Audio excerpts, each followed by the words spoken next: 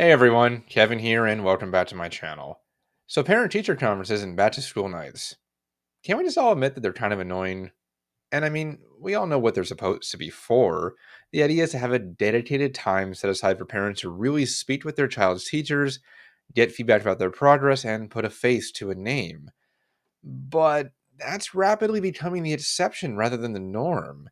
Instead, parent teacher conferences regularly fail to make either parents or teachers happy since they often become a waste of everyone's time. And part of that is how they are formatted at the moment. And now, every school is a little different in how they handle this, obviously, but I've rarely encountered one singular process that produced effective results. Some districts have one on one meetings, others have one with all the child's teachers and the counselor in one room. A few have parents follow their kids around in a simulated school day to each period, and more yet just have teachers set up tables in the gym or the quad and let parents walk up and talk to the teacher if they need to, like it's a job fair or something. Worse yet, often they are during a teacher's conference period, which forces us to lose our planning time and parents to take time off of work or our schedule between like 5 and 7 p.m. a couple times a year, which of course tires teachers out even more, staying later than they already do. But every teacher can tell you that parental attendance has been dramatically down at conferences the last few years. Heck, parental involvement in school in general is at an all time low and has only dropped even further following COVID and the mandatory Zoom meeting that they had to attend for their children during distance learning. At this point in 2025, less than a third of parents show up to conferences, 12% for sporting events, and 19% for other events like concerts and science fairs. This number only goes up as the kid goes up in grade levels too.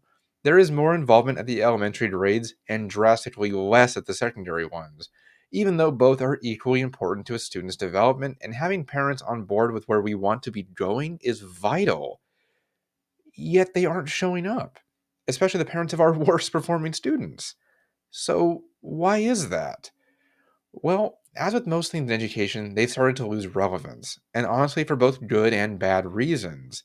On the good side, we've invented new ways for parents to stay up to date with their child's education through online grading programs like Q and Aries that I used during my time as a teacher. This has allowed parents to instantly know what their kid is struggling with, what they haven't turned in, and be involved as much as they can. Many of these programs also allow them to email teachers and ask questions about certain assignments, thus allowing them to get much quicker and more honest responses than they would have by relying on whatever their kids say between the few parent nights every school year.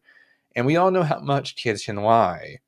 And speaking of lying, that's one of the bad reasons why they've lost relevance. Many parents have begun not reinforcing discipline at home and just believing whatever their kid says at face value. Every teacher can remember this exact conversation happening at least once a week. Hey, I'm calling you to tell you that your child is failing in my class. Well, why is he failing? Unfortunately, he doesn't do anything in class or turn in any work. Isn't that your job to deal with? Rinse and repeat. There's no getting around that they want to be their child's friends rather than their parent, and have pushed those responsibilities onto the teacher instead. I've said before that teachers have rapidly become the only ones actually setting boundaries for kids, and having to not only teach but parent hundreds of kids has led to so many of us burning out, and myself included. I always think of a scene from The Orville, a comedy science fiction show, kind of like Star Trek, where one child's parents were exactly like this and thought that their kid was a straight A angel who could do no wrong, and even called a conference to blame another kid and their parent for their own kid's misbehavior, only for them to discover that, in fact, their kid was a C average student who hacked into the grading system to change his grades, was a bully, a delinquent, and was the one peer pressuring others into underage drinking.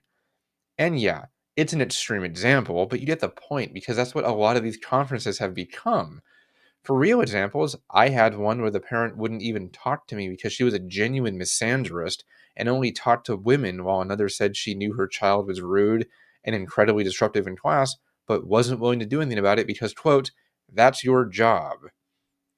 Now, parents won't show up for a lot of other reasons too, ranging from anxiety about hearing bad news, transportation issues when it comes to getting to school, technology issues or lack of access to online conferences, few actionable solutions to how to fix the problems their kids are having, a feeling of unpreparedness to talk to teachers when they haven't been all that involved in their child's education up to that point, or even simple time constraints when it comes to taking time off of work because they work very long hours or have multiple jobs just to make ends meet. I actually just saw an example of this in the recent Star Wars Skeleton Crew streaming series where one of the dads had to miss a very important meeting because of his kids' attendance issues. It just amused me and brought back some memories. But to be fair, teachers don't really care about conferences either unless it's for rectifying the bad grades or misbehavior of our most difficult students. And the parents of those kids are, of course, never the ones we actually see anyway. We typically only see the parents of our best kids who don't even need a mandatory parent teacher conference because they're doing just fine anyway. And realistically, even though I might get hate for saying this, teachers really don't care about meeting parents, especially at the high school level.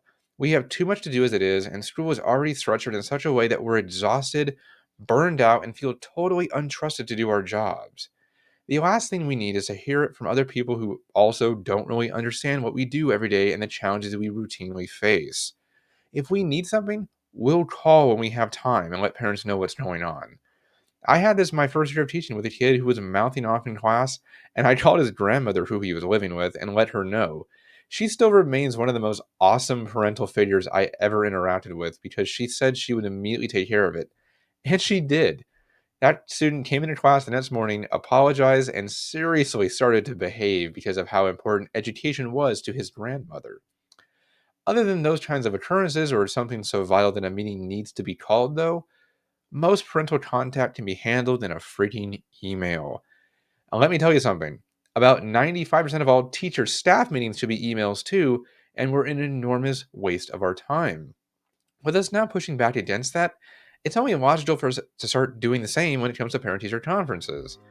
How about we just treat everyone's time with respect and understand that the point of conferences have morphed over the years, again, for good and bad reasons.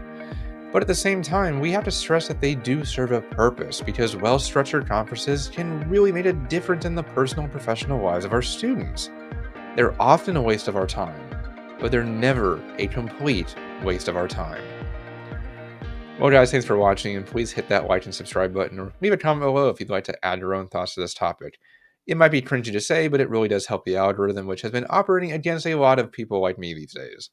Plus, it helps you to stay up to date with all of my content too, so win-win. But until next time, though, I will see you in the next video.